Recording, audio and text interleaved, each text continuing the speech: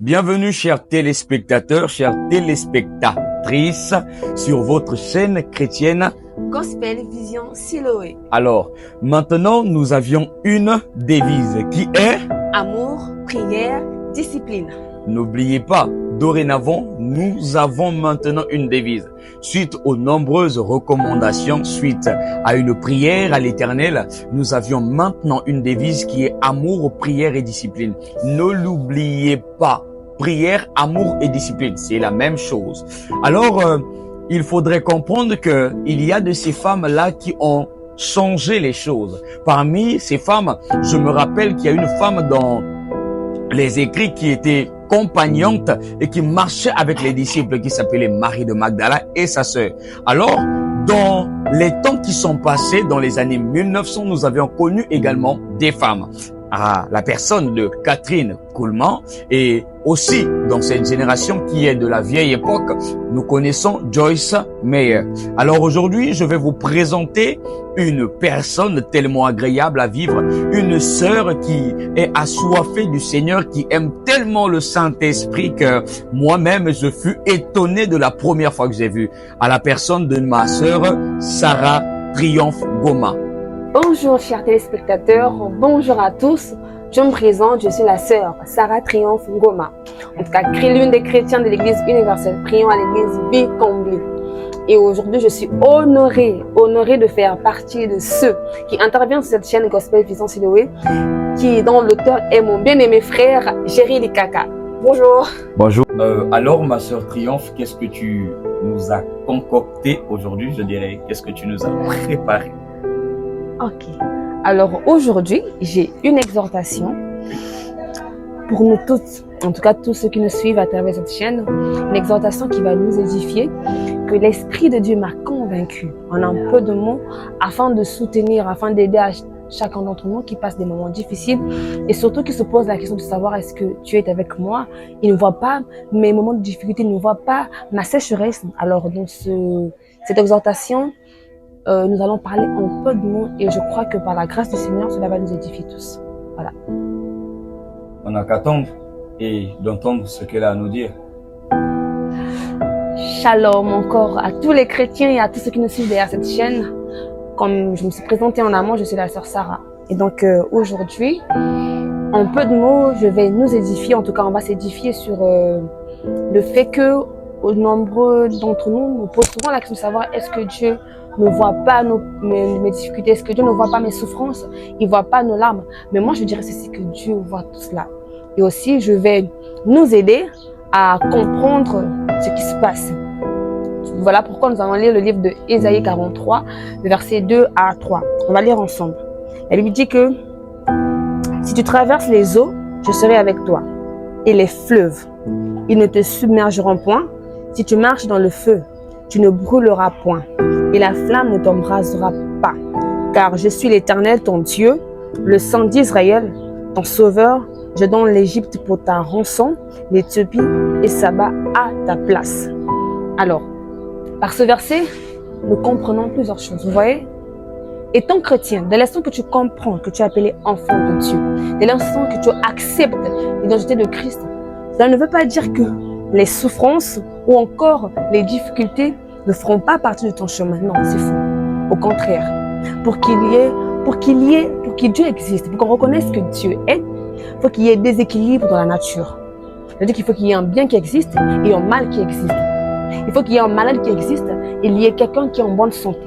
Parce que si il y a seulement les bienfaits au monde, personne ne va chercher la face de Dieu.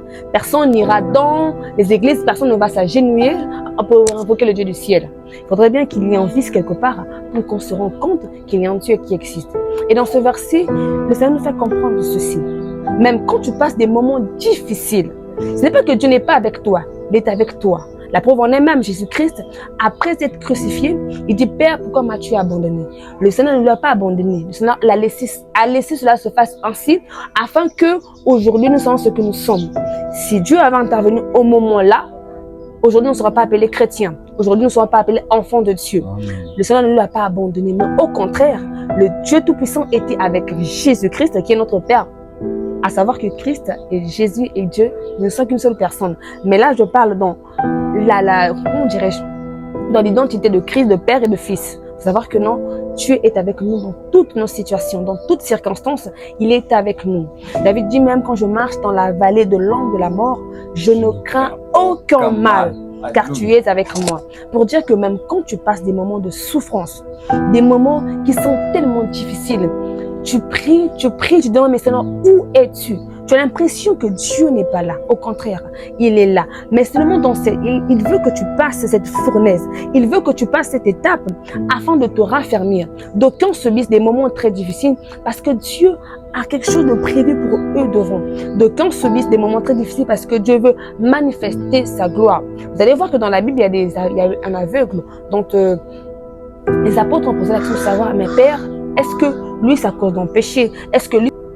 Les apôtres ont demandé de savoir est-ce que cet homme est-il ainsi à cause d'un péché commis ou à cause des fautes commises par ses parents? Mais Jésus-Christ répond que non, c'est pour manifester la gloire du Père. C'est pour dire que dans toute situation que tu passes, il faut invoquer Dieu. Ne pensons pas que Dieu n'est pas là avec nous, qu'il nous abandonne. Non. Dieu est toujours avec nous. Elle n'exclut pas que, étant chrétien, que tu ne dois pas subir un mal ou que tu ne sois pas malade. Non, ça n'exclut pas ça. Au contraire, c'est même dans cet état que Dieu va manifester sa gloire. À savoir, dans ce verset, Dieu nous dit que même quand tu traverseras la flamme, je suis avec toi. Dans n'importe quelle situation de la vie que chaque enfant de Dieu passe, à reconnaître et à garder dans son cœur que Dieu n'est pas loin. Dieu est près de toi. Et c'est à toi, enfant de Dieu, de rechercher encore davantage la face du Seigneur et ainsi, il se manifestera. Parce qu'il a dit qu'il répond à l'âme qui le cherche. Ainsi, cherche l'Éternel, notre Dieu, du plus profond de ton cœur. Et là, tu trouveras la solution. Voilà, donc un peu de mots sur cette exhortation que je voulais nous passer pour nous édifier n'importe quelle situation. Voilà un peu de mon message.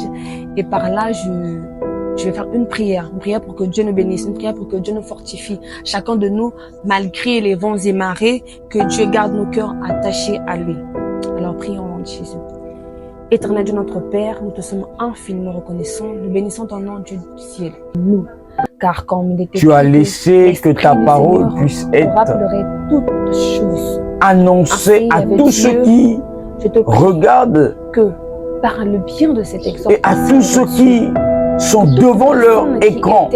Souffrant, inquiets avec Dieu. Seigneur, il y a de ces gens-là qui avaient des difficultés, mais au moyen de ta parole, au moyen de la parole qui a été annoncée ce soir, Père, nous le croyons, au nom de Jésus, que tu as manifesté quelque chose. Père, nous te prions afin que tu touches quelqu'un, ceux qui sont devant leurs écrans ou devant leurs téléphones, Père, que tu les touches au nom de Jésus le Christ. Père, permets que ces enfants qui étaient égarés, permets que tes enfants qui étaient éloignés de revenir auprès de toi, Seigneur. Permets que, Seigneur, que ta grâce soit encore sur eux. Seigneur, que ta miséricorde soit encore sur eux. Seigneur, tu es le thérapeute qui peut aider. S'il y a des gens qui ont des dépressions, nous prions pour que ces dépressions finissent. Nous prions afin que ces maladies se terminent. S'il y a des gens qui ont cru que le Seigneur les a abandonnés, Père, nous te prions au nom de Jésus, afin qu'ils sortent de leurs états malheureux, que le Saint-Esprit de Dieu, qui est notre Père, qui est notre médecin, qui est notre docteur, qui est notre guide, qu'il les soutienne au nom de Jésus. Père, viens et manifeste-toi. Merci car depuis le commencement, tu étais au contrôle. Sois glorifié, éternellement. Un corps nouveau à Père, au nom de Jésus-Christ de Nazareth, sois avec nous dès maintenant et à jamais. Dans le nom de Jésus-Christ de Nazareth. Ainsi c'est par le nom de Jésus-Christ notre Dieu que nous avons prié en ces mon Père. Croyons que tu nous as exaucés. Car tu as dit que tout ce que vous demandez en priant avec foi en mon nom, cela vous sera accordé. Que ton nom soit honoré, Père, pour ces assises. Au nom de Jésus-Christ de Nazareth. Amen. Alors, on se retrouve très bientôt sur Gospel Vision Siloé. Blessed.